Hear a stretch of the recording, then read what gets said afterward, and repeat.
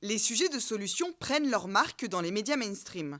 Faut-il revoir notre manière de traiter l'actualité? Doit-on avoir une approche de l'information moins anxiogène? La réflexion est en marche et les nouveaux journalistes tentent eux aussi de s'en emparer. Il y a plein de journalistes aujourd'hui, notamment dans la jeune génération, qui se disent, qui en viennent naturellement à l'idée qu'ils veulent couvrir des choses qui marchent, qui fonctionnent, qui ne veulent pas s'arrêter au constat des dysfonctionnements. Ouais, le journaliste de solution est peut-être plus évident aujourd'hui.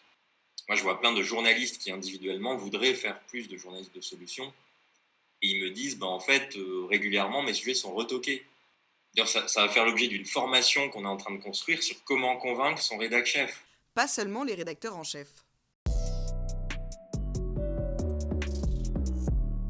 Avant de parler de la solution, il faut évidemment se pencher sur le problème. Des étudiants se tournent déjà vers ce journalisme, malgré un soutien mitigé de la part des écoles. Sur l'ensemble de nos professeurs qu'on a eu, donc je pense qu'on peut en avoir une quinzaine sur les 2 ans, une vingtaine, il y en a un seul qui nous a demandé de faire un travail sur ça et qui était au courant de ce qu'était le journalisme de solution concrètement.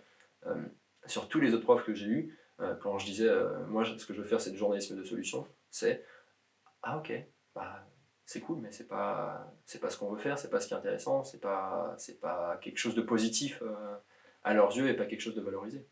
Dans la majorité des écoles reconnues par la profession, pas de cours sur les fondements du journalisme de solution en vue. Un manque de connaissances qui pénalise certains étudiants. Alors j'ai eu pas mal de difficultés, notamment sur le fait que c'est un journalisme un peu naïf selon certains. Un peu, on appelle ça, moi on m'a souvent dit bienvenue chez les bisounours, super, tu vas encore nous montrer une belle initiative. En fait, mais très vite il suffit de montrer que non, c'est pas juste regarder encore quelqu'un qui va sauver le monde, c'est plus de montrer une initiative qui marche, qui économiquement est viable, etc.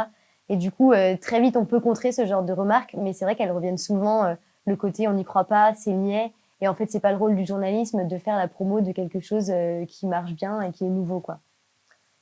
Pourtant, les écoles sont de plus en plus ouvertes aux spécialistes de la question. Ils suivent le pas des médias. Au début, moi, j'ai essayé d'aller dans les écoles de journalisme. Il y a un an, c'était compliqué quand on annonçait qu'on allait. J'aimerais bien parler du journalisme de solution. Franchement, j'ai pas été prise au sérieux tout de suite. Aujourd'hui, c'est différent. Comme les médias commencent à s'y mettre, et ben du coup, les écoles aussi commencent à se dire ah, ce serait peut-être bien quand même que nous aussi, on puisse faire du journalisme de solution et faire comprendre à nos étudiants que c'est bien et que ça peut être aussi quelque chose de complémentaire dans l'enseignement qu'ils font. Et qu'ils ont conscience qu'aujourd'hui, effectivement, on ne peut pas en rester au constat, qu'eux-mêmes, ils voient bien face à tous les problèmes qui s'annoncent dans cette génération, le dérèglement climatique, voilà, tous les enjeux, cette pandémie qui va quand même marquer une génération, c'est évident, qu'on ne peut pas en rester au constat et qu'il faut se retrousser les manches et qu'il faut aussi informer les gens en mode on fait quoi et comment on fait. La demande pour l'enseignement de cette méthode existe bel et bien. Sa compréhension est primordiale pour bien la pratiquer.